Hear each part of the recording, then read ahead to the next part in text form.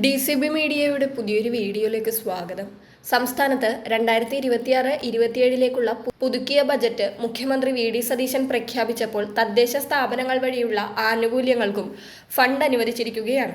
കേരളത്തിലെ തദ്ദേശ സ്വയംഭരണ സ്ഥാപനങ്ങൾ വഴി സംസ്ഥാന സർക്കാർ ഓരോ സാധാരണക്കാരന്റെയും വീട്ടുപടിക്കലേക്ക് നിരവധി ജനക്ഷേമ പദ്ധതികളും സാമ്പത്തിക സഹായങ്ങളും എത്തിക്കുന്നുണ്ട്. കൂടാതെ മുൻ UDF കാലഘട്ടത്തിൽ കാര്യക്ഷമമായി നടപ്പിലാക്കിയ കാരുണ്യ ബെനവലന്റ് ഫണ്ട് പദ്ധതി, ശ്രുതിതരംഗം, സ്നേഹപൂർവം, സ്നേഹസ്പർശം, താലോലം, ക്യാൻസർ സുരക്ഷ, സ്നേഹസാന്ത്വനം, പകൽ വീട്, വയോമിത്രം, ആശ്വാസകിരണം, സുഹൃതമടക്കമുള്ള പദ്ധതികളുടെ നടത്തിപ്പ് കാര്യക്ഷമമാക്കുമെന്നും മുഖ്യമന്ത്രി വി.ഡി. സതീശൻ ബജറ്റിൽ പറഞ്ഞിട്ടുണ്ട്.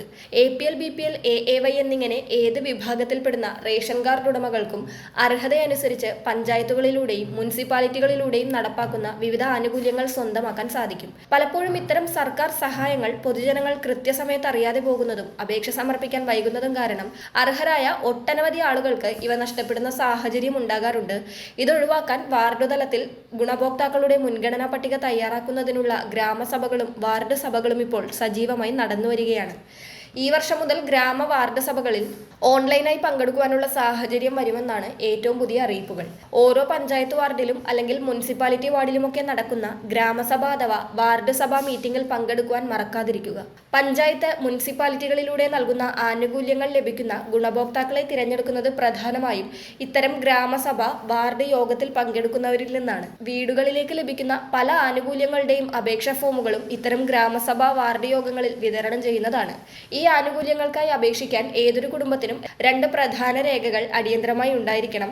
അതിലാദ്യത്തേത് വീടുകളിലെ റേഷൻ കാർഡും രണ്ടാമത്തേത് നാടിന്റെ ശുചിത്വ പരിപാലനത്തിനായി വീടുകളിലെത്തുന്ന ഹരിതകർമ്മസേനയ്ക്ക് കൃത്യമായി യൂസർ ഫീ അടയ്ക്കുന്നുണ്ടെന്ന് വ്യക്തമാക്കുന്ന ഹരിത കാർഡുമാണ്. റേഷൻ കാർഡിൽ പേരുള്ള പ്രായപൂർത്തിയായ ഏതൊരു വ്യക്തിക്കും അവരുടെ യോഗ്യതയ്ക്കനുസരിച്ച് വ്യത്യസ്ത പദ്ധതികൾക്കായി വെവ്വേറെ അപേക്ഷകൾ സമർപ്പിക്കാൻ നിയമപരമായി തന്നെ സാധിക്കും. ആരുടെ പേരിലാണോ അപേക്ഷിക്കുന്നത് ആ വ്യക്തിയുടെ ആധാർ കാർഡിന്റെ പകർപ്പും സാമ്പത്തിക സഹായങ്ങൾ നേരിട്ട് ലഭ്യമാകുന്നതിനായി ബാങ്ക് പാസ്ബുക്കിന്റെ പകർപ്പും അപേക്ഷയോടൊപ്പം പ്രധാനമായും കരുതണം. തദ്ദേശ സ്ഥാപനങ്ങളിൽ നിന്ന് നൽകുന്ന എല്ലാത്തര ജനക്ഷേമ ആനുകൂല്യങ്ങളും മുൻഗണനാക്രമത്തിൽ ഏറ്റവും ആദ്യമേ ലഭിക്കുന്നത് ഹരിതകർമ്മസേനയ്ക്ക് മാസം തോറും കൃത്യമായി യൂസർ ഫീ മുടങ്ങാതെ അടച്ചുപോരുന്ന കുടുംബാംഗങ്ങൾക്കായിരിക്കും. നേരെ മറിച്ച് യൂസർ ഫീ ഇനത്തിൽ വലിയ രീതിയിൽ കുടിശ്ശിക വരുത്തിയിട്ടുള്ള കുടുംബങ്ങൾക്ക് ഇത്തരം സർക്കാർ സഹായങ്ങൾ ലഭിക്കുന്നതിൽ വലിയ തടസ്സങ്ങളോ കാലതാമസമോ നേരിടാൻ സാധ്യതയുണ്ട്.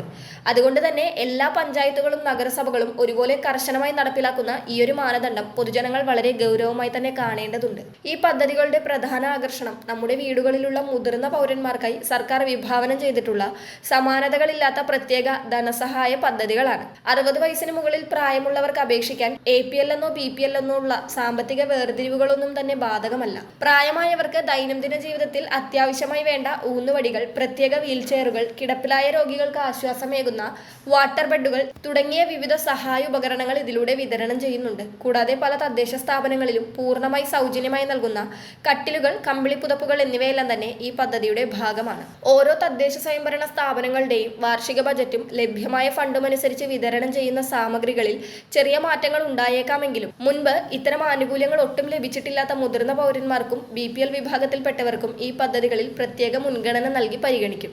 മുതിർന്ന പൗരന്മാർക്ക് പുറമെ നമ്മുടെ വീടുകളെ ഒരു സ്വയം പര്യാപ്ത ജൈവഗൃഹമാക്കി മാറ്റുന്നതിനാവശ്യമായ വിപ്ലവകരമായിട്ടുള്ള ഒട്ടനവധി കൃഷി, മാലിന്യ സംസ്കരണ പദ്ധതികളും ഇതിലൂടെ ആവിഷ്കരിച്ചിട്ടുണ്ട്. വീടുകളിൽ ഉണ്ടാകുന്ന ജൈവ മാലിന്യങ്ങൾ ശാസ്ത്രീയമായി സംസ്കരിക്കുന്നതിനുള്ള ബയോബിന്നുകൾ, മണ്ണിര കമ്പോസ്റ്റ് നിർമ്മാണ യൂണിറ്റുകൾ എന്നിവ പുരയിടങ്ങളിൽ സ്ഥാപിക്കുന്നതിനായി വലിയ തുകയുടെ പ്രത്യേക സബ്സിഡികൾ പൊതുജനങ്ങൾക്ക് ലഭ്യമാക്കുന്നുണ്ട്. കൃഷിമേഖലയെ പ്രോത്സാഹിപ്പിക്കുന്നതിനായി അടുക്കളത്തോട്ട നിർമ്മാണത്തിനുള്ള മികച്ച ഇനം പച്ചക്കറി തൈകൾ, ഗുണമേന്മയുള്ള ജൈവവളങ്ങൾ, ക്ഷീരകർഷകർക്കേറെ സഹായകരമാകുന്ന തീറ്റപ്പുല്ല് കൃഷിക്കുള്ള സബ്സിഡികൾ, മൃഗസംരക്ഷണവുമായി ബന്ധപ്പെട്ട മറ്റ് ധനസഹായങ്ങൾ എന്നിവയും ഇതിലൂടെ ലഭിക്കും. സ്വന്തമായി കോഴി വളർത്താൻ ആഗ്രഹിക്കുന്ന സാധാരണക്കാർക്ക് മുട്ടക്കോഴി വിതരണവും അവയെ പാർപ്പിക്കുന്നതിനുള്ള ആധുനിക കോഴിക്കൂട് നിർമ്മാണത്തിനുള്ള വലിയ സാമ്പത്തിക സഹായവും സബ്സിഡി നിരക്കിൽ ഓരോ വാർഡിലും ലഭ്യമാക്കുന്നുണ്ട്.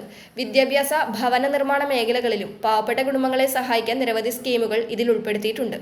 പാവപ്പെട്ട കുടുംബങ്ങളിലെ വിദ്യാർത്ഥികൾക്ക് തടസ്സമില്ലാതെ പഠനം മുന്നോട്ട് കൊണ്ടുപോകുന്നതിനുള്ള സവിശേഷമായിട്ടുള്ള സ്കോളർഷിപ്പുകൾ, സ്വന്തം വീടുകളുടെ ജീർണാവസ്ഥ പരിഹരിക്കുന്നതിനും അറ്റകുറ്റപ്പണികൾ നടത്തുന്നതിനുമുള്ള ഭവന മെയിൻ്റനൻസ് ധനസഹായങ്ങൾ എന്നിവ ഇതിൽ ഉൾപ്പെടും. പ്രത്യേകിച്ച് പിന്നോക്ക വിഭാഗങ്ങളിൽപ്പെട്ട കുടുംബങ്ങൾക്ക് സമൂഹത്തിൽ മുൻപന്തിയിലേക്ക് വരാൻ പ്രത്യേക സാമ്പത്തിക പാക്കേജുകളും കുട്ടികൾക്ക് വീട്ടിലിരുന്ന് സമാധാനപരമായി പഠിക്കുന്ന അന്തരീക്ഷം ഒരുക്കുന്നതിനായി പഠനമുറി നിർമ്മാണ പദ്ധതിയും ലഭ്യമാണ്. ഇതിനായി 2 ലക്ഷം രൂപ വരെയുള്ള വൻതോതിലുള്ള ധനസഹായങ്ങൾ സർക്കാർ ഉറപ്പു നൽകുന്നുണ്ട്. ഒട്ടനവധി ആനുകൂല്യങ്ങൾ അടങ്ങിയ വലിയൊരു ലിസ്റ്റ് തന്നെ തദ്ദേശ സ്വയംഭരണ സ്ഥാപനങ്ങളിൽ നിന്നും ലഭിക്കുന്ന ഔദ്യോഗികമായിട്ടുള്ള അപേക്ഷാ ഫോമിൽ ഉണ്ടാകുന്നതാണ്. ഈ ആനുകൂല്യങ്ങൾ കൈപ്പറ്റാൻ ആഗ്രഹിക്കുന്നവർ ചെയ്യേണ്ടത് പഞ്ചായത്തിൽ നിന്നോ നഗരസഭയിൽ നിന്നോ ലഭ്യമാകുന്ന നിശ്ചിത അപേക്ഷാ ഫോം യാതൊരു തെറ്റുകളും കൂടാതെ കൃത്യമായി പൂരിപ്പിച്ച് ആവശ്യമായ എല്ലാ രേഖകളും പകർപ്പുകൾ സഹിതം വാർഡിലെ ഗ്രാമസഭകളിൽ നേരിട്ടെത്തി സമർപ്പിക്കുക എന്നതാണ്. ഓരോ വാർഡിലും തിരഞ്ഞെടുക്കപ്പെടുന്ന നിശ്ചിത എണ്ണം ഗുണഭോക്താക്കൾ എന്ന പരിമിതി ഉള്ളതിനാൽ കൃത്യമായ മാനദണ്ഡങ്ങളും മുൻഗണനകളും അനുസരിച്ചായിരിക്കും ഉദ്യോഗസ്ഥർ അപേക്ഷകൾ സൂക്ഷ്മമായി പരിശോധിക്കുന്നത്. അപേക്ഷകൾ സമർപ്പിച്ചതിന് ശേഷം കൂടുന്ന അടുത്ത ഗ്രാമസഭകളിൽ വെച്ച് ഈ ഗുണഭോക്തൃ പദ്ധതികളുടെ അന്തിമ ലിസ്റ്റ് അർഹരായവരെ ഉൾപ്പെടുത്തി അംഗീകരിക്കുകയും ചെയ്യും.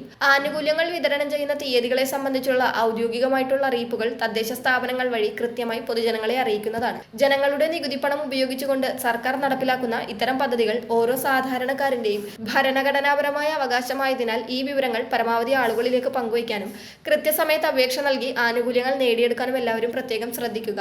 നിലവിൽ 2026-27 UDF ബജറ്റിൽ പഞ്ചായത്തുകൾക്ക് ഫണ്ട് വകയിരുത്തിയിട്ടുണ്ട്.